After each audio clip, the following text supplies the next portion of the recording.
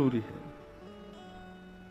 श्री हनुमान जी महाराज ज्ञानी नाम अग्रगण्यम, ज्ञानियों में भी अग्रगण्य हैं। क्यों? क्योंकि वे विवेकी हैं। अद्भुतता है श्री हनुमान जी की। कैसा विवेक हनुमान जी का? विवेक का मतलब क्या होता है? गोस्वामी जी कहते हैं, बिन सत्संग विवेक न होई, राम कृपा बिन सुलभ न सोई। सब लोग इधर देखो, सारी माताएं बहनें, ये जितने बतियानो है सब करना, बाद में करना। सब लोग अभी 4 घंटा कथा सुनो, बस 4 घंटा कोई भी इधर उधर मत देखना, सब केवल हमको देखना। हम सज धज के इसीलिए आए ताकि आप लोग हमको देखो। और ये विचार मत करना महाराज जी को नजर लग जाएगी, कोई नजर नहीं लगेगी। कारिया बैठो हमारे पीछे, ये सबरी नजर फजर सबन ने उतार दे। कई कारिया हमारे संग भी रहे तो कोई दिक्कत वाली बात नहीं है। आप सब लोग तो केवल, हम यहां कथा सुनाने आए हैं। 4 घंटा और किसी चीज पे ध्यान मत देना, कौन राजनेता आए, कौन अफसर आए, कौन विशिष्ट जन आए। 2 लोगों को छोड़ के रखो उनकी सेवा में, भाई कोई विशिष्ट आए उनको आके चुपचाप बैठा देना। कथा के बीच में कोई भी डिस्टरबेंस नहीं हो, इस चीज का विशेष ध्यान रखना। कोई आपसे बात करना चाहे कथा के बीच में, कहे सुनो 2 मिनट, बोले सुनो जो कहना है 4 बजे के बाद कहना, अभी 4 बजे तक हमको कथा सुनने दो। कागज पेन साथ लेके बैठो, एक कॉपी साथ में लेके बैठो, कोई भी बात अच्छी लगे तुरंत लिख लो। दूसरी बात, कोई कथा सुनते सुनते मन में जिज्ञासा आ जाए, कोई प्रश्न प्रकट हो जाए कि महाराज जी इसका उत्तर क्या है, तो भागवत जी का एक चमत्कार हम आपको बता दें। प्रश्न आप सोच लेना, 7 दिन के अंदर व्यासपीठ की ऐसी सामर्थ्य है, श्री भागवत जी की ऐसी कृपा है कि आपका उत्तर अपने आप व्यास जी के मुख से निकल जाएगा। आपको पूछने की जरूरत नहीं, अपने आप निकलेगा और आपको पता चल जाएगा, अरे ये तो मेरे प्रश्न का उत्तर दिया अभी महाराज जी ने। ये भागवत जी का अद्भुतता है। और यदि प्रश्न का उत्तर नहीं मिले तो किसी कागज में लिख करके हमारे आने से पहले व्यासपीठ के पास रख देना। मैं आके प्रश्न देख लूंगा, यदि मुझे उत्तर आता होगा तो तुरंत दूंगा, नहीं आता होगा तो अपने गुरुजनों से पूछ के अगले दिन दूसरे दिन कथा में दूंगा। लेकिन संशय में कोई भी मत रहना कि हमारा ये प्रश्न का उत्तर नहीं मिला। सब प्रश्न करो, बीच कथा में मत करना, बस पहले पूछ लेना, पहले ही रख देना यहां ला करके जो भी प्रश्न हो। तो बहुत ध्यान से सुनो बंधुओं, कथा का तात्पर्य क्या है? 7 दिन बाद जब अपने दफ्तर लौटो, अपने शहर लौटो, अपने काम पर लौटो, तो सब कह उठे कि भैया बदल गए हो, तुम्हारे अंदर बदलाव दिखाई दे रहा है, तुम्हारी हंसी, तुम्हारी मुस्कान, तुम्हारे आव भाव विचार सब में परिवर्तन दिखाई दे रहा है, तो समझना कथा सुनी है। जैसे आज हो वैसे ही 7 दिन बाद रहे ना, तो फिर बहुत बड़ा ये समझ लेना आपने समय भी व्यर्थ कर दिया, धन भी व्यर्थ कर दिया, सब व्यर्थ कर दिया, कुछ पाया ही नहीं। कथा का मतलब क्या है? अरे बंधुओं, ये एक श्रृंगार घर है। ये यहां पर ज्ञान से, वैराग्य से आपका श्रृंगार किया जाएगा। जब बाहर निकल के जाओ तो लोग कह जाएं कि हाँ भाई अब कुछ बदले लग रहे हो, तुम्हारे स्वभाव में, तुम्हारे भाव में, तुम्हारे रूप में, तुम्हारे आचरण विचारों में अब बदलाव दिखाई दे रहा है। मैं तो कथा में कहता हूं कि भाई जिससे तुमको बड़ी जलन होती हो, बड़ी चिढ़ होती हो, बड़ी ईर्ष्या होती हो, ऐसे व्यक्ति से 7वें दिन प्रेम होने लग जाए ना, तब समझना तुमने कथा सुनी है। कथा नेत्रों को शिकारी नहीं पुजारी बनाती है। जिस व्यक्ति को देखकर के ईर्ष्या का भाव आता था, द्वेष का भाव आता था, 7 दिन बाद उसमें भी तुमको गुण दिखने लग जाएगा। अरे इसमें भी ये गुण तो है, तो समझना कथा सुनी है।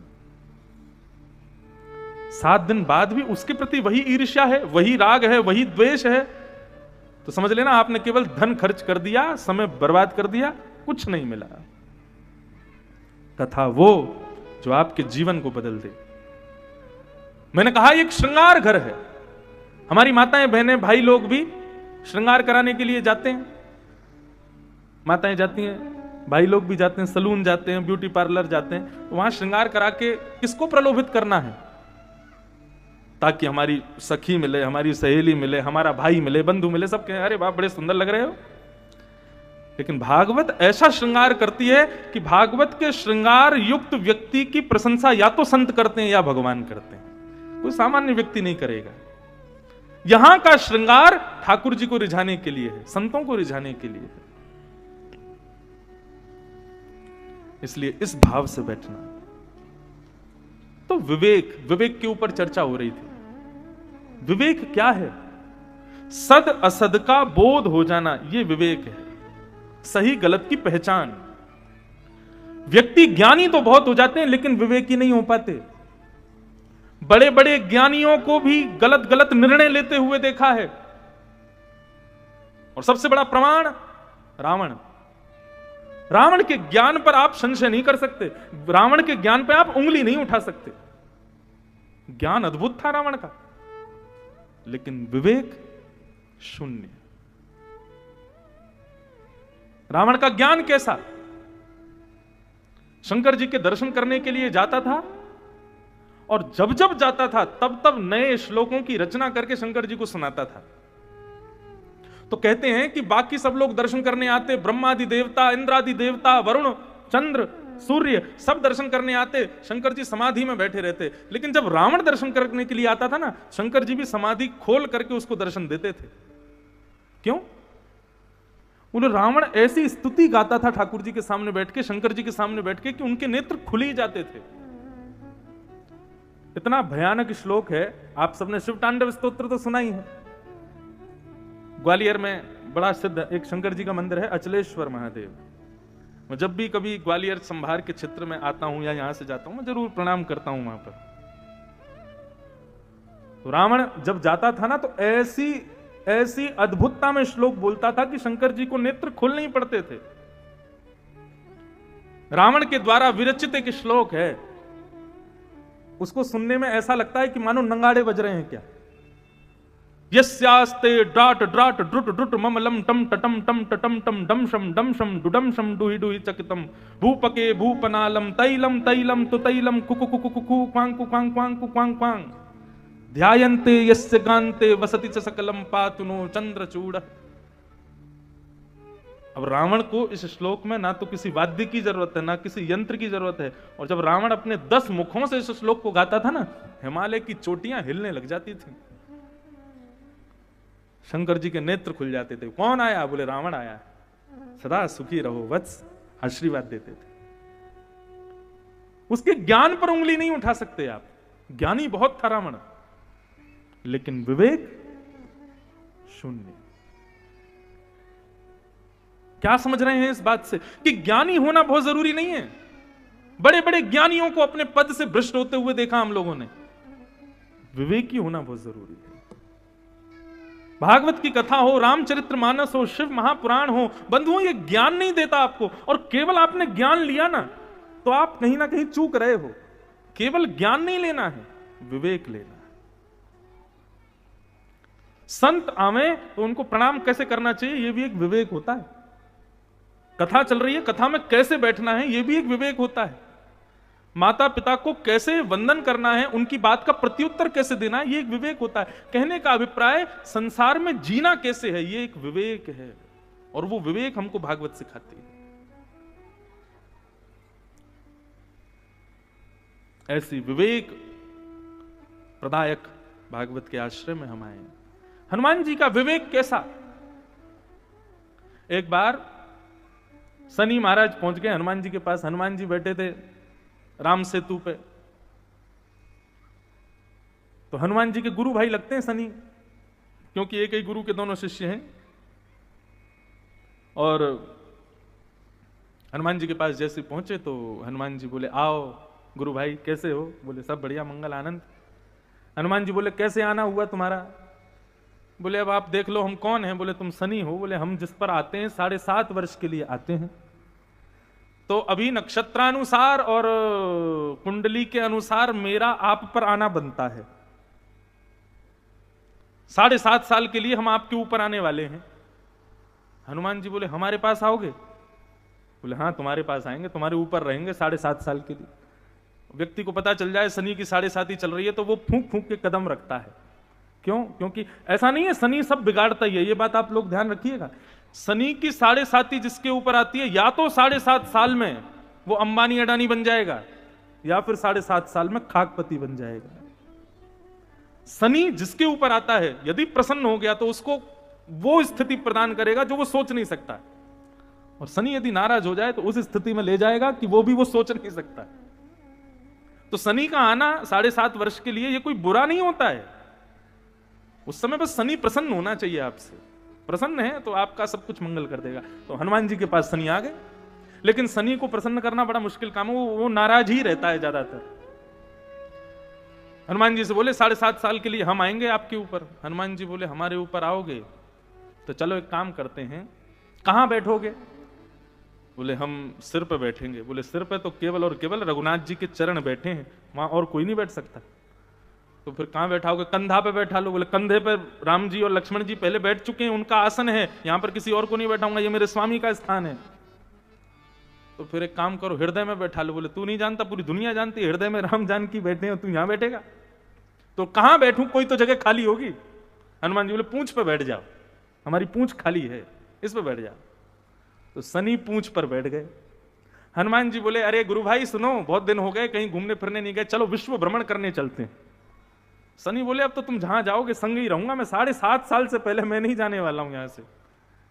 हनुमान जी महाराज बोले चलो तुमको विश्व भ्रमण करा के लाते हैं। आप तो हनुमान जी को सीधे तो चलते नहीं है, कभी समुद्र में कूद जाएं, कभी हिमालय पे पहुंच जाएं, कभी आकाश में डोलें, कभी अंतरिक्ष की यात्रा करें, कभी भूतल में चले जाएं, और जहां कहीं भी जावें हनुमान जी तो सुरक्षित करके निकल जाएं, लेकिन पूंछ कभी पत्थरों से टकरा रही है, कभी सूर्य से जाके टकरा रही है, कभी पानी में डुबकी मार रही है। स्थिति ये हो गई महाराज कि 2 वर्ष बाद हनुमान जी ने एक जगह जाकर के थोड़ा सा आराम किया। जैसे ही आराम किया तो पूंछ में से शनि गिर पड़े, और गिर करके बोले मेरे हाथ पांव सब टूट चुके हैं, मेरी एक एक नस एक एक हड्डी मेरी बिल्कुल व्यथित हो चुकी है, अब मुझे आपके ऊपर नहीं रहना है, कृपा करके मुझे आप छुट्टी दे दो। हनुमान जी बोले अभी तो 1.5 ही साल हुआ है, तुम तो 7.5 साल के लिए आने वाले थे, चलो अभी तो 6 साल बचे हैं, पूरे संग ही रहेंगे। बोले 6 साल बाद हो सकता है 33 करोड़ देवताओं में से शनि गायब हो जाए, इसलिए मैं अब आगे नहीं रह सकता आपके साथ, आप तो बस कृपा करके मुझको छुट्टी दो, बताइए मैं क्या करूं। हनुमान जी बोले बस इतना करना, जिनके हृदय में श्री रघुनाथ जी बैठे हैं उनके जीवन में कभी तुम जाना मत, नहीं तो यही हाल होगा तुम्हारा जैसा अभी हुआ है। हनुमान शनि बोले ठीक है, आज के बाद कभी जिनके हृदय में श्री रघुनाथ जी बैठे हैं उनके पास हम कभी नहीं जाएंगे। लेकिन प्रभु हमारे पूरे अंग प्रत्यंग आपने तोड़ दिए, सब सूझ गया, इसके लिए कोई औषधि तो बता दो। तो राम नाम पढ़ करके श्री हनुमान जी ने सरसों का तेल दे दिया। आज तक शनि उसी सरसों के तेल में नहा रहे हैं ताकि उनके सारी जितनी भी शरीर की पीड़ा है वो दूर हो जाए।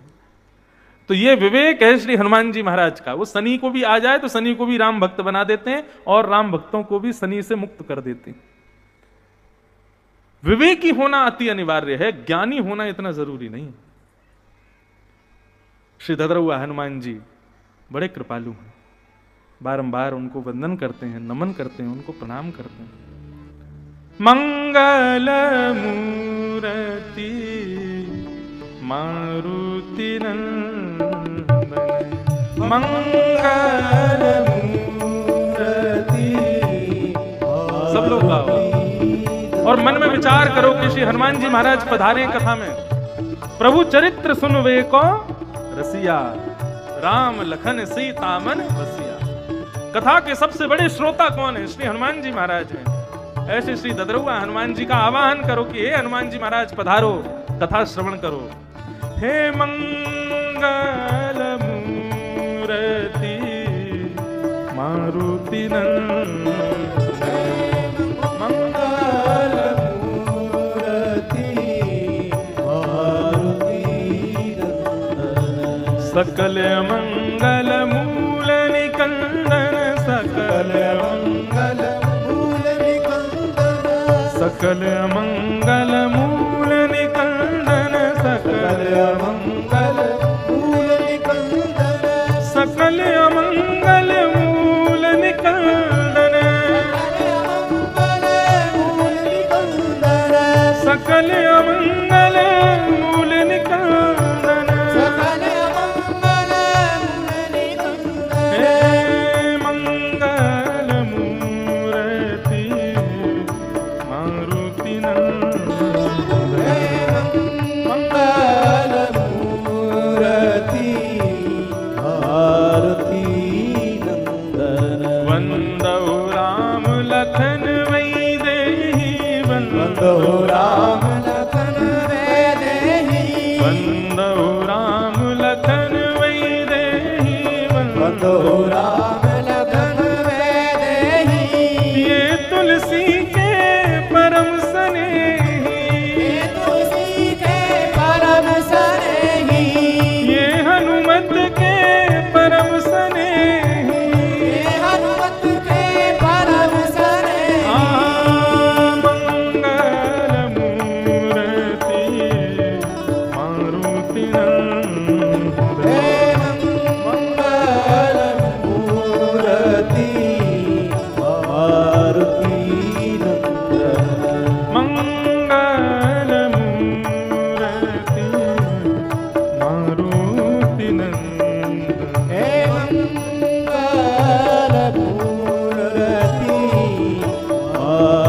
अनंत बलवंत श्री हनुमान जी महाराज की जय। आइए आज के मंगल कथा में प्रवेश करते हैं। आज भागवत का महात्म्य हम लोग सुनेंगे। थोड़ी बहुत देर कथा होगी, फिर उसके बाद कल से कथा पूरी 12 से 3:30-4 बजे तक रहा करेगी। आप सब लोग समय का ध्यान रखेंगे।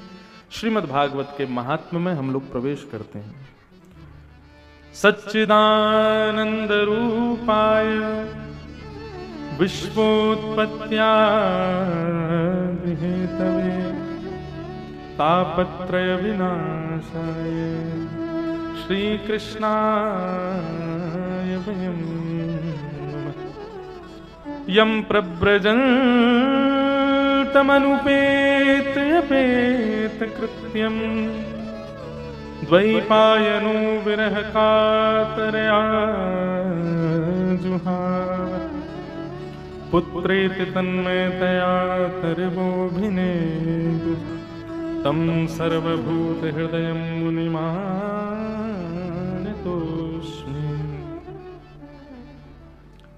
श्रीमद् भागवत के महात्म का प्रथम श्लोक। सच्चिदानंद रूपाय विश्वोत्पत्त्यादि हेतवे तापत्रय विनाशाय श्री कृष्णाय वयं नमः। ये भागवत के प्रथम श्लोक में भगवान का परिचय दिया गया है। जैसे सबके आधार कार्ड होते हैं, आईडी कार्ड होते हैं, आइडेंटिफिकेशन होते हैं, ऐसे ठाकुर जी का आईडी कार्ड है श्रीमद् भागवत का प्रथम श्लोक। सारी जानकारी केवल एक श्लोक में ही मिल जाती है। बहुत ध्यान से सुनना। सबसे पहला सच्चिदानंद रूपाय। भगवान के कितने रूप होते हैं? केवल 3। स्वरूप बहुत सारे हैं भगवान के, लेकिन रूप केवल 3 हैं ठाकुर जी के। आप कहोगे स्वरूप और रूप में अंतर क्या है? तो स्वरूप वो जो हम लोग दूसरों के सामने प्रकट करते हैं, और रूप वो जो हम अपनों के सामने प्रकट करते हैं। जैसे हमारे समाधिया जी के पुत्र एसडीएम हैं, तो एसडीएम होना ये उनका रूप नहीं है, ये उनका स्वरूप है। क्यों? संसार के लिए है। लेकिन वो अपनी मां के लिए नहीं है, अपने पिता के लिए नहीं है, अपनी पत्नी के लिए नहीं है, अपने बच्चों के लिए नहीं है। यदि पत्नी, बच्चे, परिवार के लिए भी एसडीएम बने रहेंगे तो दिक्कत हो जाएगी। वहां तो उनको पुत्र बन के ही रहना पड़ेगा, पिता बन के ही रहना पड़ेगा, पति बन के ही रहना पड़ेगा। अब हम हैं, हम व्यास हैं, सब हमको प्रणाम कर रहे हैं। ये मेरा स्वरूप है, ये मेरा रूप नहीं है। रूप क्या है? जैसे ही मैं अपने घर जाऊंगा तो अपनी माँ को मैं प्रणाम करूंगा, पिता को मैं प्रणाम करूंगा, मेरे भांजे भांजी मुझको मामा कहेंगे, मेरी बहन मुझको भैया कहेंगे। वो मेरा रूप है और ये मेरा स्वरूप है। स्वरूप क्या होता है? जो संसार के लिए आपने बनाया है, और रूप जो आप वास्तविक हो। ये अंतर है रूप और स्वरूप में। तो भगवान के स्वरूप बहुत सारे हैं। कहीं पर नख पे धार लियो गिरिराज नाम गिरधारी पायो है, कहीं पर वंशी हाथ में लिए त्रिभंग लली बन के खड़े हैं, कहीं पर शंख चक्र गदा पद्मधारी चतुर्भुज रूप में खड़े हैं, कहीं पर शेष नाग पर पौड़े हुए हैं, कहीं पर बद्रीनाथ चले जाओ तो समाधि में बैठे हैं, जगन्नाथपुरी चले जाओ तो दोनों भुजाएं आगे करके और विचित्र स्वरूप में ठाकुर जी बैठे हैं, पंढरपुर महाराष्ट्र चले जाओ तो दोनों कमर पर हाथ रख के ठाकुर जी खड़े हैं। तो स्वरूप इतने सारे हैं ठाकुर जी के, लेकिन रूप ठाकुर जी के 3 ही हैं। कौन कौन से? सत्य, चैतन्य और आनंद। केवल 3 रूप।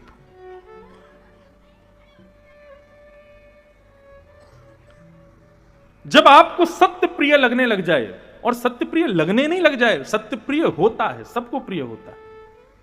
हम भले ही बोलते झूठ होंगे, लेकिन जब सुनने की बारी आती है, किसी को झूठ सुनना प्रिय नहीं होता, बोलना सबको प्रिय होता है। झूठ बोल सब देते हैं। चोर भी जब चोरी करते हैं ना, 3-4 चोर एक घर में डकैती डाल लेते हैं, तो उसके बाद में जब बैठते हैं तब क्या कहते हैं? हाँ भाई, अब हिसाब बराबर कर देना, बिल्कुल सही सही तरीके से, जितना जिसका होना चाहिए उतना दे दो। जबकि तुमने करी चोरी है, कोई न्याय का काम तो किया नहीं है। लेकिन बंटवारे की जब बात आती है तो सब लोग कहते हैं अब न्याय से करो, बिल्कुल समझदारी से करना, कोई भी इसमें चूक मत करना। तो हो ना हो, कहीं ना कहीं सत्य हम सबको प्रिय होता है। अरे कहां तक, एक छोटा सा बच्चा होता है ना, आप उसको शांत करने के लिए कहते हो चल चुप हो जा, फिर तेरे को चॉकलेट खिलाऊंगा, तो वह भी उस सत्य को सुनकर के शांत हो जाता है और फिर प्रतीक्षा करता है कब खिलाएंगे कब खिलाएंगे, और उसी प्रतीक्षा में शांत बैठा रहता है। तो सत्य सबको प्रिय होता है, वो सत्य ठाकुर जी का प्रथम स्वरूप है। लोग कहते हैं ना कि सबके अंदर भगवान बैठे, किस रूप में बैठे हैं? इसी रूप में बैठे हैं, सत्य के रूप में। हमको सत्य सुनने में प्रिय होता है, यह भगवान का प्रथम स्वरूप है। भगवान का दूसरा रूप क्या है? चैतन्य। चैतन्य का मतलब क्या होता है? आज कोई महाराज जी अभी यहां पर आ जाएं तो आप सब उनके पीछे टूट पड़ोगे, अरे प्रणाम करो महाराज जी के चरण छुओ, महाराज जी हैं इनको प्रणाम करो, हम पवित्र हो जाएंगे, शुद्ध हो जाएंगे। लेकिन भगवान ना करे, लेकिन वही महाराज जी जो यहां आए, आप जिनको प्रणाम कर रहे, वही महाराज जी यदि, या फिर आप मुझे प्रणाम कर रहे हैं, क्यों प्रणाम करने? बोले महाराज जी हैं, ये गुरु जी हैं, इनको वंदन करो, इनको प्रणाम करो।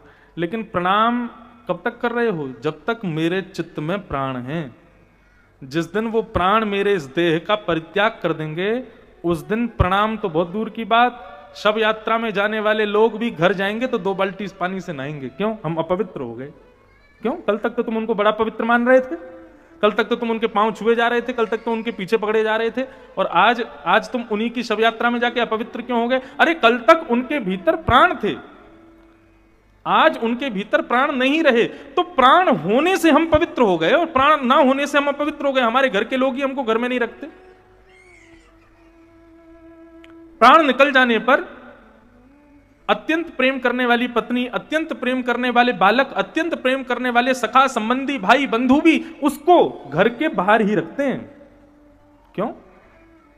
अरे भाई तुम्हारा भाई है, तुम्हारा बंधु है, तुम्हारा पति है, कम से कम कमरे में तो ले जाओ उसको। बोले नहीं, इसका स्थान अब यही है, घर के अंदर नहीं है। क्यों? प्राण थे तो ये योग्य था अंदर जाने के, अब योग्य नहीं है। वही प्राण, उन्हीं को कहते हैं चैतन्य। एक बार एक घर में किसी की मृत्यु हो गई, पूरा खानदान रो रहा था। एक संत वहां से निकले, संत ने भीतर जाकर के पूछा बच्चों से, तुम क्यों रो रहे हो? तो बच्चे बोले हमारे पिताजी चले गए। एक महिला से पूछा तुम क्यों रो रही हो? बोले मेरा पति चला गया। एक बुजुर्ग से पूछा तुम क्यों रो रहे हो? बोले मेरा बेटा चला गया। एक ही व्यक्ति, लेकिन उसके संबंध कितने सारे घर में, और सब अपने संबंध के लिए रो रहे थे।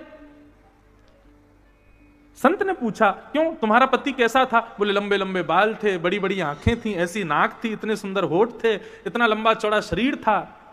बच्चों से पूछा तुम्हारे पिताजी कैसे थे? बोले लंबे लंबे बाल थे, ऐसी नाक थी, इतना सुंदर शरीर था, जैसा माँ ने बताया वैसे थे।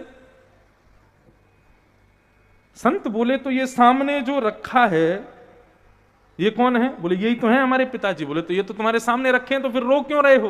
बोले नहीं, ये तो रखे हैं, लेकिन इनके भीतर जो थे वो चले गए। तो संत ने बोला कि इनके भीतर जो थे उनको तुमने कभी देखा था? बोले देखा तो कभी नहीं था, तो फिर रो क्यों रहे हो?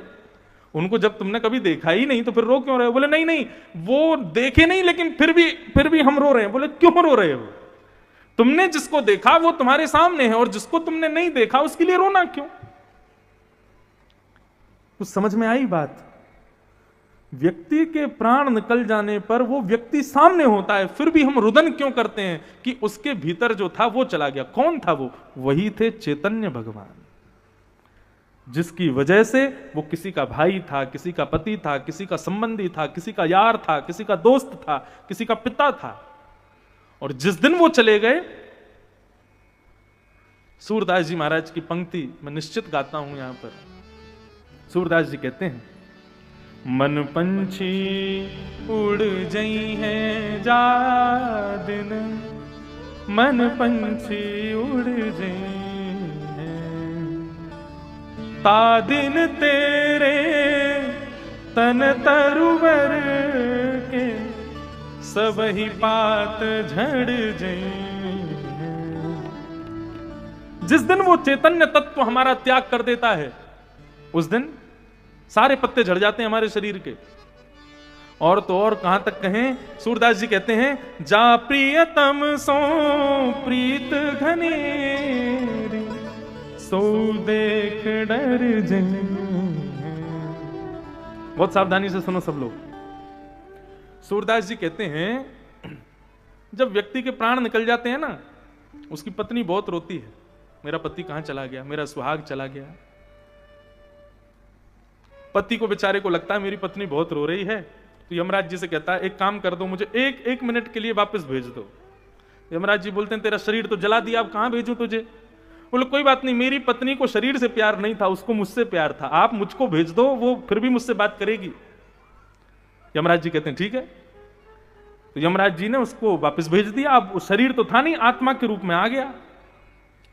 4-5 दिन हो गए थे पधारे हुए, रात्रि में पत्नी सो रही थी। जैसी पत्नी की रात में आंख खुली पानी पीने के लिए, तभी क्या देखा, ऊपर पंखा पे पति बैठा है और ऊपर से झांक रहा है। 4 दिन पहले प्राण निकल गए उसके, ऊपर से झांक रहा है, तो क्या होगा? जा प्रियतम सो प्रीति घनेरी, सो देख डर जई हैं। पत्नी भागती है ब्राह्मणों के पास, बोले महाराज भूत पिशाच निकट नहीं आवे, महावीर जब नाम सुनावे, मेरे घर पे आके नारायण कवच का पाठ करो, हनुमान चालीसा का पाठ करो, कोई हवन पूजा करो। बोले क्यों? बोले वो पिंटू के पिताजी पंखा पे बैठे थे रात में। बोले वो तो चले गए। बोले चले गए लेकिन अब भी बैठे हैं। तब वो रोता रोता यमराज जी के पास जाता है, बोले सारा संसार झूठा है, मेरी पत्नी अब मुझे देख के डर रही है। सूरदास जी कहते हैं तभी तक अच्छे लगते हो जब तक जिंदा रहते हो, मृत्यु के बाद कई बार तो शव को देखने में भी डर लगता है। भाई लोग सब जाते हैं शमशान घाट, वहां पर देखो कितना भी सुंदर शव हो, कितना भी सुंदर वो व्यक्ति हो, लेकिन जब वो शव बन जाता है ना तब सुंदर नहीं लगता। उसको देख के हल्का हल्का भय सबको लगता है, कहीं उठ नहीं जाए, कहीं उसका हाथ बात खड़े हो गए तो महाराज सब भाग जाए उसको छोड़ छाड़ के। जा प्रियतम सो प्रीति घनेरी, सो देख डर जई हैं। वास्तव में तुमसे डर लगता है सबको, तुमसे निडर कब थे सब? जब तुम्हारे भीतर वही परम तत्व भगवान थे। जिस दिन वो त्याग कर देते हैं उस दिन तुम भी भयभीत हो जाते हो। तो भगवान का पहला स्वरूप है सत्य, दूसरा स्वरूप है हमारे भीतर बैठा हुआ चैतन्य चित्त, जिसकी वजह से सबने तुमको स्वीकार किया है। जिस दिन वो चैतन्य चला जाएगा सारे अपने ही तुमको अस्वीकार कर देंगे। और भगवान का तीसरा रूप क्या है? आनंद। सत, चित और आनंद। भगवान का तीसरा रूप है आनंद। आनंद क्या है बंधु?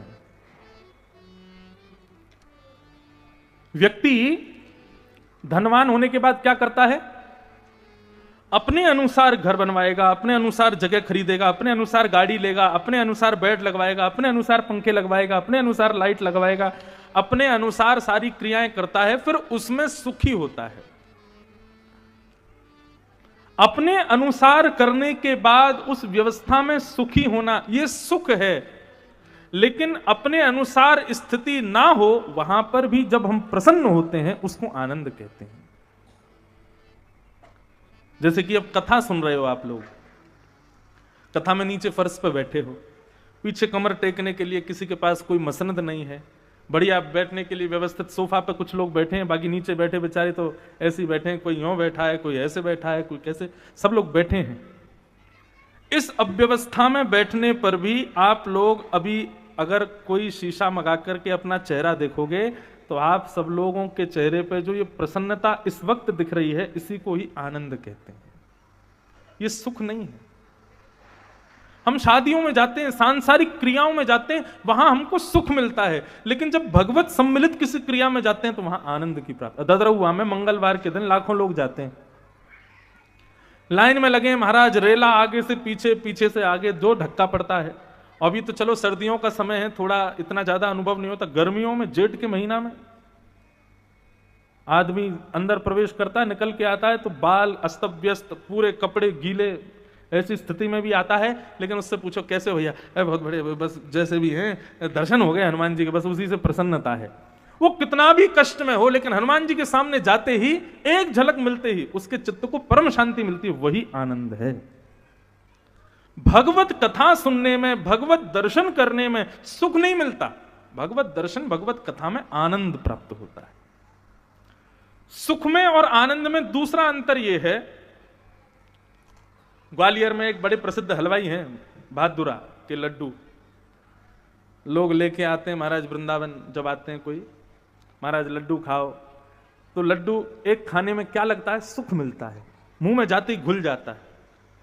बहुत ध्यान से सुनना सब लोग, सुख में और आनंद में अंतर क्या है? मुख में जाते ही वो लड्डू घुल जाता है। तो एक लड्डू खा लिया, ज्यादा अच्छा लगेगा 2 लड्डू खा लोगे, बहुत ज्यादा अच्छा लगेगा 3 लड्डू खा लोगे। लेकिन यदि आपसे कोई कहे चौथा लड्डू खा लो, बोले भैया बस अब मन नहीं है, बोले अरे खा लो, अरे मन नहीं, अरे नहीं खा लो, तो चौथा भी खा लोगे। लेकिन कोई 5वां प्रस्तुत करे तो क्या होगा, भैया अब मत देना मेरे को। बोले क्यों, तुमको तो बहुत अच्छे लगते हैं भादुरा के लड्डू, तुम तो खाते हो। अरे अच्छे लगते हैं, 1-2 ही अच्छा लगता है, 5-6 अच्छे थोड़ी लगते हैं। कहने का अभिप्राय, सांसारिक वस्तु का जितना भोग करते जाओगे, प्रत्येक भोग में उसका सुख कम होता चला जाता है। और एक स्थिति ऐसी आती है कि वही वस्तु जो आपको बहुत सुख दे रही थी, वही वस्तु आपको अत्यंत दुख देने लग जाएगी। अरे महाराज 6-7 लड्डू खा लिए ना यदि आपने, और 8वां लड्डू कोई जबरदस्ती आपको खिलाने लगा, तो आप कहोगे प्राण ले लो हमारे, लेकिन हम खाएंगे नहीं। हैं? वमन करना मंजूर है, लेकिन लड्डू नहीं खाएंगे। सांसारिक कोई भी वस्तु हो, सांसारिक कोई भी भोग की वस्तु हो, उसकी एक लिमिटेशन होती है, उसका एक दायरा होता है, उससे अधिक मिलने पर वही दुख देने लगता है। लेकिन कथा की कोई लिमिट नहीं होती, कथा का कोई दायरा नहीं होता, दर्शन का, भगवत कृपा का कोई दायरा नहीं होता। जितनी भगवत कृपा हो, जितना भगवत दर्शन हो, जितना भगवत कथा का श्रवण हो, उतना आनंद मिलता है। इसी को आनंद कहते हैं। तो भगवान का रूप क्या है, आनंद। इसलिए हम लोग गाते हैं, नंद घर आनंद भयो, जय कन्हैया। नंद घर लाला भयो, नंद घर कृष्ण भयो, कन्हैया भयो नहीं गाते, नंद घर आनंद भयो। ये आनंद भगवान का स्वरूप है। वैसे कोई कहे गांव में घूम आओ तो हम लोग नहीं जाते हैं, लेकिन आज शोभा यात्रा थी तो सब लोग घूम रहे थे, बिना चप्पल के घूम रहे थे, बिना पादुका के घूम रहे थे, पसीना आ रहे हैं फिर भी घूम रहे थे, भूख लग रही है फिर भी घूम रहे थे, धूप लग रही है फिर भी घूम रहे थे। क्यों? क्योंकि भागवत जी की शोभा यात्रा है, इसलिए वही गांव की परिक्रमा आनंद दे रही थी। जो सहज करने में भी हमको अच्छी नहीं लगती, वो आज सुख दे रही थी, वो आज आनंद दे रही थी, क्योंकि ठाकुर जी मिल गए।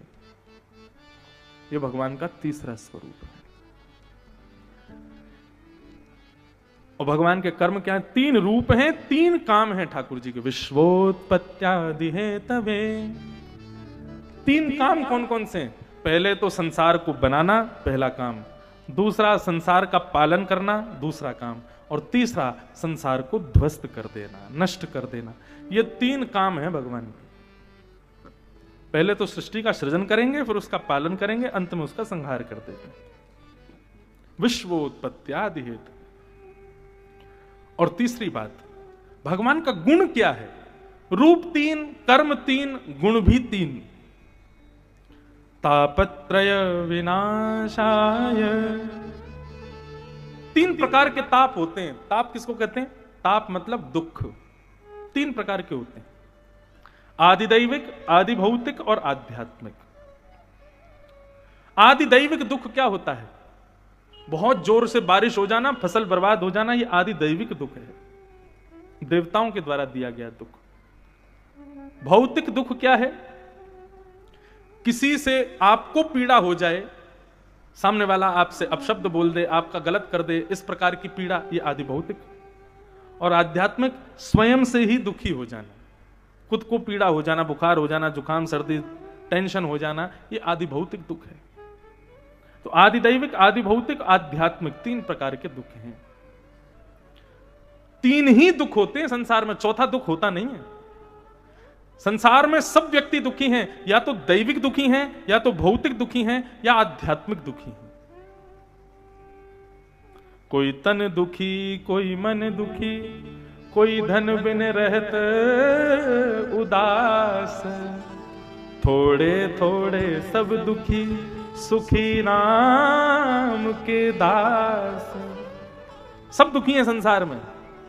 गोस्वामी तुलसीदास जी कहते हैं, दीन कहे धनवान सुखी, धनवान कहे सुख राजा को भारी, राजा कहे महाराजा सुखी, महाराजा कहे सुख इंद्र को भारी, पर इंद्र कहे चतुरानन को सुख, ब्रह्म कहे सुख विष्णु को भारी।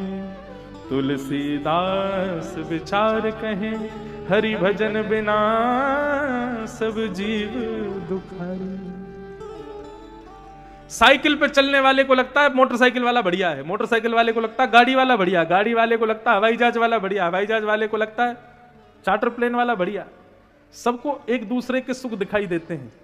अरे तुम्हारे पास जो है उसमें सुखी रहो, तुम्हारे पास जो है उसमें प्रसन्न रहो, इतने दूसरों के सुख को देख करके दुखी मत रहो। हमारे पूज्य पिताजी महाराज कथा में कहते हैं, व्यक्ति अपने दुख से कम दुखी, दूसरे के सुख से ज्यादा दुखी है।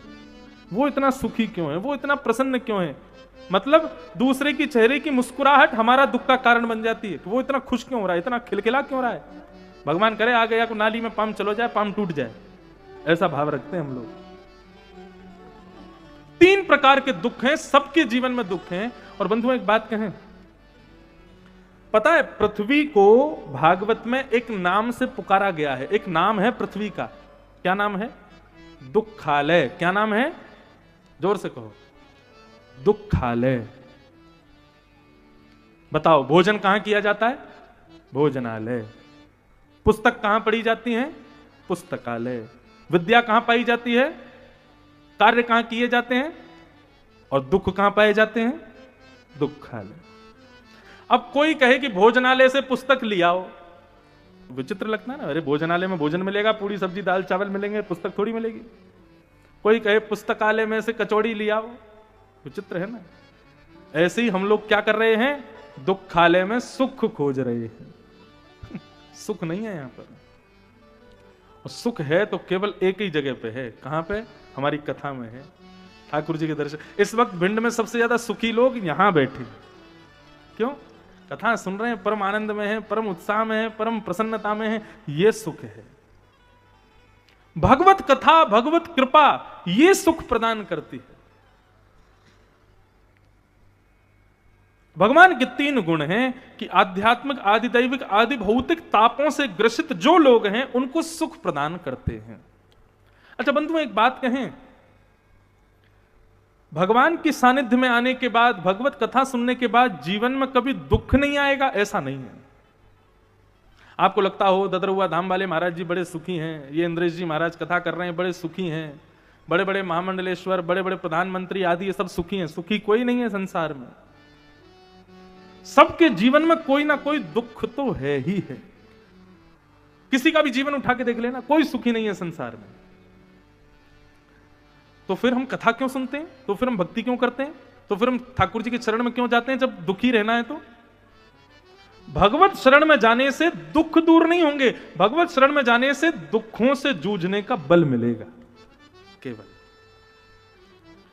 ऐसा नहीं है गोस्वामी तुलसीदास जी महाराज के जीवन में दुख नहीं था। अरे कहां तक कहे महाराज, गोस्वामी जी ने अपने मन से मानस को रचा, रामचरित्र मानस की रचना की। और जब मानस की रचना की थी ना, पूरा विश्व विरोध में आ गया था तुलसीदास जी के। काशी के विद्वानों ने तो रामचरित्र मानस को कह दिया कि भाई ये इतनी इतनी छोटी और इतनी इतनी साधारण भाषा है कि इसको स्वीकार नहीं किया जा सकता। गोस्वामी तुलसीदास जी जिस गली से निकल जाते थे, जिस स्थान से निकल जाते थे, लोग हास परिहास करते थे। लेकिन गोस्वामी जी ने जब मानस की रचना की तो गए कहां? काशी विश्वनाथ के पास। और विश्वनाथ के पास जाकर के अपनी मानस को अर्पित कर दिया और कहा कि मैंने दुनिया को खुश करने के लिए मानस की रचना नहीं की। स्वांतः सुखाय तुलसी रघुनाथ गाथा, मैंने खुद को प्रसन्न करने के लिए इस मानस की रचना की है। लेकिन विद्वान लोग इसको स्वीकार नहीं कर रहे, इससे मुझको चिंता हो रही है, कहीं मैंने कुछ गलत तो नहीं लिख दिया है। मैंने कुछ गलत नहीं लिखा है, इसके लिए केवल हे शंभु, हे शिव, आप मुझे किसी भी प्रकार ये बताइए कि मैंने सब उचित लिखा है ना, मैंने राम जी का जो चरित्र यहां लिखा है वो अच्छा तो है ना। और सारे ग्रंथों के साथ मानस को काशी विश्वनाथ के पास में रख दिया गया। रात्रि में किवाड़ बंद कर दी गई और जैसे ही मंगला के दर्शन के लिए 2:30 बजे काशी विश्वनाथ के कपाट खोले गए तो सारे ग्रंथ नीचे थे और सबसे ऊपर रामचरित्र मानस रखा था। और उस केवल रामचरित्र मानस रखा नहीं था, भगवान शिव ने अपने हस्ताक्षर किए रामचरित्र मानस पर। और भगवान शिव के हस्ताक्षर क्या हैं? सत्यम शिवम सुंदरम। ये 3 शब्द साधारण नहीं है। इन 3 शब्दों को हम लोग गाते हैं और सुनते हैं, ये कोई साधारण, ये भगवान शिव ने मानस पर लिखे हैं। हे तुलसीदास, तुमने जो लिखा है वो सत्यम, परम सत्य है। हे तुलसीदास, तुमने जो लिखा है वो परम शिवम। शिवम, शिव, शिव शब्द का अर्थ क्या होता है पता है? शिव शब्द का अर्थ होता है कल्याणकारी, लाभकारी। तुमने जो लिखा है इसको सुनने से लोगों का लाभ होगा, शिवम। और तुमने जो लिखा है अति सुंदरम, बहुत सुंदर है। महादेव ने स्वीकार किया। और जब महादेव ने स्वीकार किया उसके बाद तुलसीदास जी किसी को दिखे नहीं, फिर तब मानस की महिमा हुई और पूरे विश्व ने मानस को स्वीकार किया।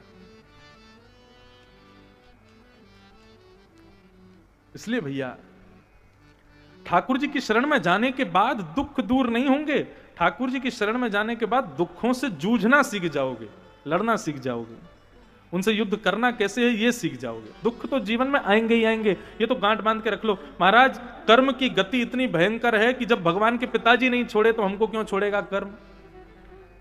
मैं अपनी कथा में कहा करता हूं कि भगवान श्री राम के पूज्य पिताजी महाराज श्री दशरथ जी, दुखों ने जब दशरथ जी को नहीं छोड़ा तो वो हमको क्यों छोड़ देंगे। राम जी के वनवास पर दशरथ जी को भी वह शोक का अनुभव करना पड़ा था, तो वो शोक अनुभव हमको भी करना पड़ेगा। सूरदास जी कहते हैं कर्म गति तारे ना ही तरे। कर्म गति कभी तारने से डरती नहीं है। बस इतना हो जाएगा, ठाकुर जी की शरण में जाने से दुख तो जीवन में आएंगे लेकिन उनका अनुभव इतना नहीं होगा। हमारे ब्रज में गाते हैं, ब्रज के नंद लाला राधा जी के सांवरिया, सब दुख दूर हुए जब तेरा नाम लिया। ब्रज के नंद लाला राधा जी के सांवरिया, सब दुख दूर हुए जब तेरा नाम। करताल बजा के गाओ। ब्रज के नंद लाला राधा जी के सांवरिया, सब दुख दूर हुए जब तेरा नाम लिया। ब्रज के नंद लाला राधा जी के सांवरिया, सब दुख दूर हुए जब तेरा नाम लिया। ओ सब दुख दूर हुए जब तेरा नाम लिया। जब दुख दूर हुए जब तेरा नाम। वृंदावन बिहारी लाल की जय हो।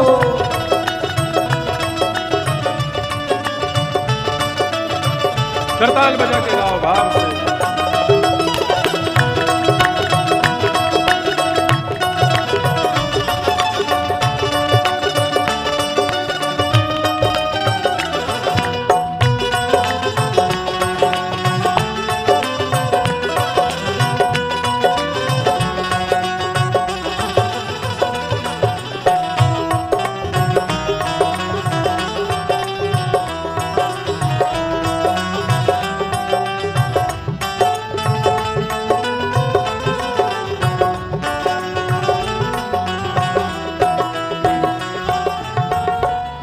पुकारे तुम्हें गिरधर गोपाला। मीरा पुकारे तुम्हें गिरधर गोपाला। मीरा पुकारे तुम्हें गिरधर गोपाला।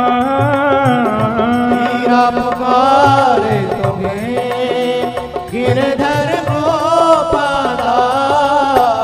ढल गया अमृत में विष का भरा प्याला। ढल गया अमृत में विष का भरा प्याला। महाराज मीराबाई को मारने के लिए उनके परिवार के लोगों ने क्या नहीं किया, विष भेज दिया, जाओ जाकर के मीरा को पिला दो। मीराबाई को जैसे जाके दिया, मीराबाई बोली क्या है ये? बोले तुम्हारे ठाकुर जी का चरणामृत है। मीराबाई बोली चरणामृत तो सफेद होता है लेकिन ये तो काला काला है। बोले तेरा कन्हैया काला है ना, उसको स्नान करा के लाए इसलिए चरणामृत भी काला हो गया है। जैसे सुना मेरे ठाकुर जी का चरणामृत है, तुरंत मुख से लगा करके विष को पी गई। इतने विश्वास से पान किया विष का कि वो विष कंठ में जाते ही चरणामृत बन गया और मीराबाई का बाल बांका भी नहीं कर पाया। दुख मीराबाई के जीवन में भी आए, दुख सूरदास, तुलसीदास, जितने भक्त हैं सबके जीवन में आए, लेकिन अपने दुखों से कभी परेशान नहीं हुए कोई, क्योंकि ठाकुर जी साथ में थे, ठाकुर जी विद्यमान थे। ओ मीरा पुकारे तुम्हें गिरधर गोपाला, मीरा पुकारे तुम्हें गिरधर गोपाला, ढल गया अमृत में विष का भरा प्याला, बन गया अमृत में विष का भरा प्याला, विष का भरा प्याला, कौन मिटाए उसे जिसे तूने राख लिया, सब दुख दूर हुए जब तेरा नाम लिया, सब दुख दूर हुए जब तेरा नाम लिया। ओ ब्रज के नंद लाला राधा जी के सांवरिया, सब दुख दूर हुए जब तेरा नाम लिया, सब दुख दूर हुए जब तेरा नाम लिया।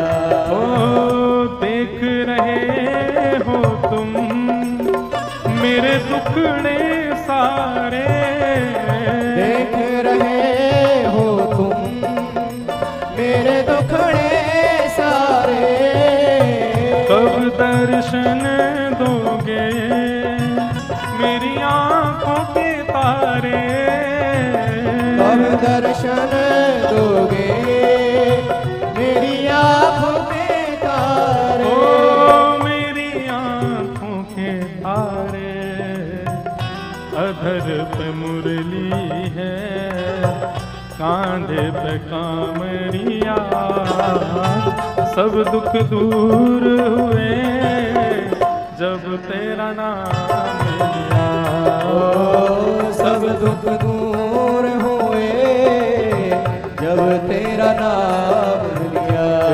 गोविंद मेरो है गोपाल मेरो है, गोविंद मेरो है गोपाल मेरो है, मेरा बांके बिहारी नंदलाल मेरो है, मेरा बांके बिहारी नंदलाल मेरो है, ओ राधा रमण बिहारी नंदलाल मेरो है, ओ राधा रमण बिहारी नंदलाल मेरो है, गोविंद मेरो है गोपाल मेरो है, गोविंद मेरो है गोपाल मेरो है, हाँ गोविंद मेरो है गोपाल मेरो है, गोविंद मेरो है गोपाल मेरो है, हे मेरा गिरिवरधारी नंदलाल मेरो है, मेरा गिरिवरधारी नंदलाल मेरो है,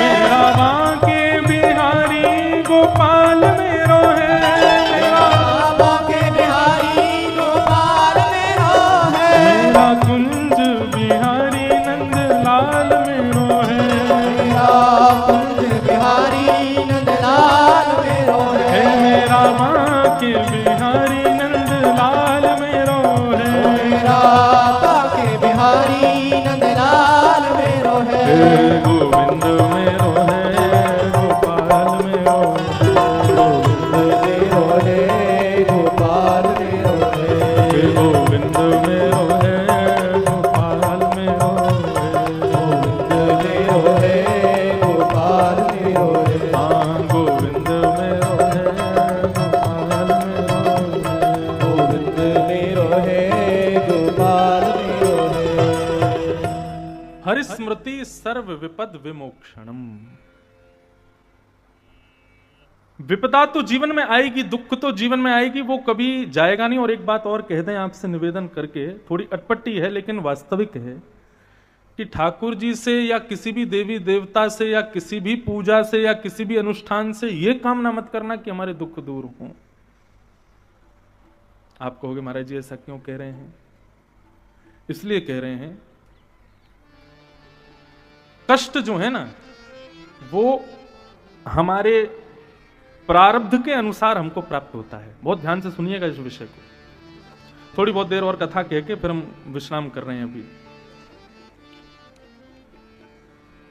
हमारे जीवन में जो कष्ट आते हैं, जो विपत्तियां आती हैं, जो आपत्तियां आती हैं, वो या तो इस जन्म का या फिर पूर्व जन्म का या फिर हमारे किसी ना किसी कृत्य का, हमारा कर्म ही लौट करके आया है हमारे पास। और जब ठाकुर जी हमारे कर्मों को हमसे भुगवाते हैं, इसका मतलब यह है कि उस कर्म को भोग करके हम संसार से निवृत्त हो रहे हैं, अपने कर्तव्यों से निवृत्त हो जाओगे, अपने उस प्रारब्ध से बच जाओगे, निकल जाओगे। यदि भोगा नहीं ना उसको, तो उसको भोगने के लिए मानव शरीर त्याग के फिर तुमको ना जाने कितनी योनियों में वो दुगना होकर के उसको भोगना पड़ेगा। ये बात बिल्कुल सत्य है।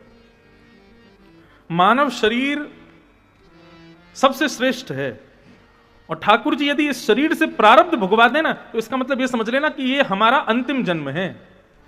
जितने दुख हैं, जितने कष्ट हैं, सबको इस शरीर से भोग लो, भोग करके सबको नष्ट कर दो और यहां से प्रस्थान कर जाओ। एक भक्त को बहुत गंभीर रोग हो गया एक बार।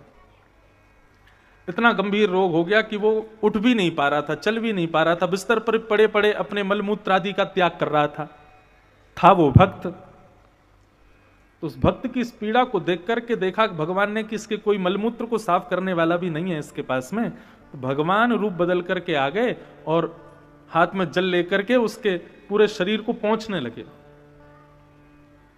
भक्त ने नेत्र खोल करके देखा कोई बालक मेरे हाथ पांव पोंछ रहा है, मेरे मलमूत्र को साफ कर रहा है। उसको लगा कि कोई साधारण बालक नहीं है, साक्षात मेरे ठाकुर जी हैं। हाथ पकड़ करके कहा, आप ठाकुर जी हो ना? इतने में बालक में से भगवान प्रकट हो गए। भगवान बोले, हाँ हम ही तुम्हारी सेवा करने आए हैं। बोले, आप भगवान होकर के, इतने पवित्र होकर के, इतने समृद्ध होकर के मेरे मेरे मेरे मलमूत्र को साफ करने आए हो? भगवान बोले, क्यों, तुम भक्ति ही सेवा करना जानते हो, हम भगवान सेवा करना नहीं जानते? हम भी सेवा करते हैं, भक्तों की सेवा हम भी करते हैं। भक्त ने बहुत अच्छी बात कही। बोले, प्रभु आपको मेरी सेवा ना करनी पड़े ऐसा कुछ कर दो ना। भगवान बोले, ऐसा क्या करें? बोले, मेरी पीड़ा दूर कर दो, मुझको जो रोग हो गया है, मुझको जो पीड़ा हो गई है, मुझको जो अंदर दिक्कत हो गई है, इसको दूर कर दो, मुझे सही कर दो।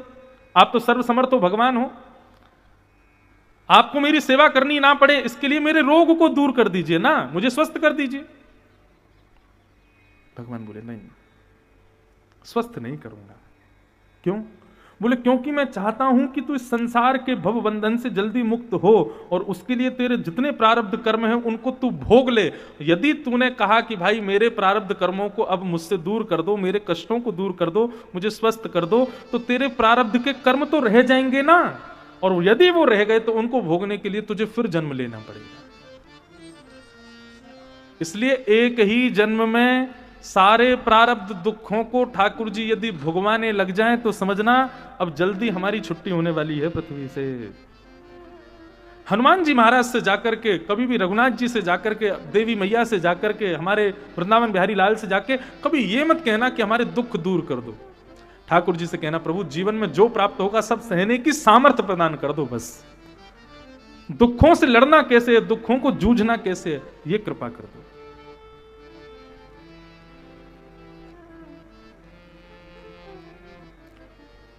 दुख दूर करने की कभी कामना मत करना। बल्कि आज कथा में आपने ये बात सुन ली, अब देखना कल से यदि कोई जीवन में कष्ट आ भी जाएगा ना तो आप हंस जाओगे, अच्छा भगवान मुझको मुक्त कर रहे हैं, भगवान मुझको निवृत्त कर रहे हैं। ये तो वही बात हो गई कि भाई आपने बालक को विद्यालय भेजा, और बालक विद्यालय जाके अध्यापकों से कह रहा है कि मुझको पढ़ा दो, लेकिन मेरी परीक्षा कभी मत लेना, मेरे एग्जाम कभी मत लेना, बिना एग्जाम किए, बिना परीक्षा दिए मुझको पास कर दो। तो विद्यालय में यह काम तभी हो सकता है जब आप पैसे दोगे। लेकिन पैसा देकर के बच्चे को यदि विद्यालय में पास आपने करा भी दिया, टॉप उसको करा भी दिया, उसका भविष्य अच्छा नहीं बन पाएगा। उसका भविष्य उज्जवल कब बनता है? जब वो विद्यालय में पढ़ के परीक्षाएं देता है, और परीक्षाओं में मेहनत करके जब आगे की कक्षा में पहुंचता है तब धीरे धीरे धीरे धीरे एक दिन उसका उज्जवल भविष्य होता है। बिना परीक्षाओं के कभी किसी का उज्जवल भविष्य हुआ नहीं। और यदि कोई धन देकर के, पैसा देकर के परीक्षाओं में पास होकर के यदि उज्जवल भविष्य की कामना करे तो एक दिन पहुंच तो जाएगा उज्जवलता में, लेकिन गिरेगा, और ऐसा गिरेगा कि फिर कभी उठ नहीं पाएगा। इसीलिए भैया ये संसार भी एक विद्यालय है, और विद्यालय में हर दिन कुछ ना कुछ सीखना पड़ता है। हमारा पृथ्वी पर हम हर दिन कुछ ना कुछ सीख रहे हैं। सीखते सीखते सीखते जब विपत्ति जीवन में आती है तो उसको परीक्षा के रूप में लो कि ये मेरी परीक्षा हो रही है, मेरी परीक्षा, मेरे पति की परीक्षा, मेरे परिवार की परीक्षा। उस परीक्षा से घबराओ मत, उस परीक्षा में हार मानो मत, उस परीक्षा से मुंह फेरो मत। डट करके ठाकुर जी का स्मरण करे, उस परीक्षा का पालन करो, परीक्षा को दो, तभी तो आगे की श्रेणी में पहुंचोगे। और एक बात और कह दें, जितनी परीक्षाएं पास करते जाओगे अगली परीक्षा पिछली वाली से कठिन आने वाली है, ये और याद रखना। अब हर बार ABCD EFG थोड़ी पूछेंगे, हर बार 1 2 3 4 100 तक गिनती सुनाओ यही थोड़ी पूछेंगे। एक समय आएगा तब कहा जाएगा 80 का पहाड़ा सुनाओ, हाँ भाई 90 का पहाड़ा सुनाओ, सुनाना पड़ेगा। हर बार 2 एकम 2 से कम थोड़ी चलेगा। हर बार परीक्षा थोड़ी तगड़ी आने वाली है, और ये परीक्षाएं बढ़ती चली जाएंगी। लेकिन इस परीक्षाओं से कभी हारना नहीं, इन परीक्षाओं से कभी मुख फेरना नहीं, इन परीक्षाओं को डट करके इनका सामना करते हुए इनको पूर्ण करना। देखना एक दिन आप अपने इस संसार रूपी विद्यालय में प्रथम श्रेणी को प्राप्त हो जाओगे, और फिर ठाकुर जी स्वयं वैकुंठ रूपी उपहार तुमको प्रदान करेंगे। आप कहोगे महाराज जी आपके पास कोई प्रमाण कि संसार रूपी विद्यालय में कोई प्रथम आया था, कोई द्वितीय श्रेणी पे आया था, किसी ने संसार रूपी सागर को पार करके और जो है उज्जवल भविष्य की उज्जवलता को प्राप्त किया था? हाँ, प्रमाण के रूप में यदि पूछोगे, स्वामी विवेकानंद इस संसार रूपी भवाटवी के परीक्षाओं को ऐसा पार किया कि आज स्वामी विवेकानंद जो कह के गए ना, उनको सुनकर के, उनको पढ़ करके लोग अपना भविष्य उज्जवल कर रहे हैं। श्री रामकृष्ण परमहंस, अरे कहां तक जाओगे? आद्य गुरु शंकराचार्य, श्री माध्वाचार्य, श्री रामानुजाचार्य, अष्टावक्र, पाणिनीय, वेदव्यास, किन किन के नाम बताएं? तुलसीदास, कलयुग में आ जाओ, तुलसीदास, रैदास, कुंभनदास, सूरदास, मीराबाई, सक्कूबाई, कितने नाम। ये सब वो हैं जिन्होंने अपनी जीवन रूपी परीक्षाओं को पार किया और डट करके पार करके ठाकुर जी के श्री चरणों को प्राप्त किया।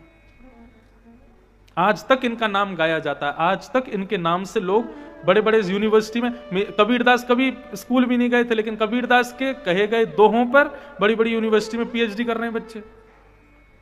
मीराबाई की सुंदर लेखनी पर बड़ी बड़ी व्याख्याएं, कथा कर रहे हैं लोग। ये वो लोग हैं जिन्होंने अपने जीवन रूपी परीक्षा को पार किया। तो पूरी बात की एक बात कहने का अभिप्राय केवल इतना कि जीवन में कभी कष्ट ना आवे ऐसी कामना मत करना। कष्ट तो आएगा, पर उसको ठाकुर जी को प्रणाम करके, स्वीकार करके, डट करके उसका सामना करो। वो परीक्षा है।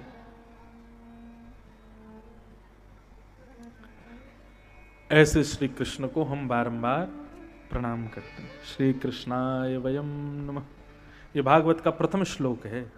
यहां 3 रूप, 3 गुण और 3 कर्मों की व्याख्या की गई। भागवत के मंगल महात्म्य में आगे भक्ति, ज्ञान, वैराग्य तीनों की पीड़ा को दूर करने के लिए नारद जी महाराज सनत कुमारों के पास गए और सनत कुमारों से पूछा कि भक्ति, ज्ञान, वैराग्य तीनों कैसे प्रसन्न होंगे। तब सनत कुमारों ने भागवत का आश्रय बताया।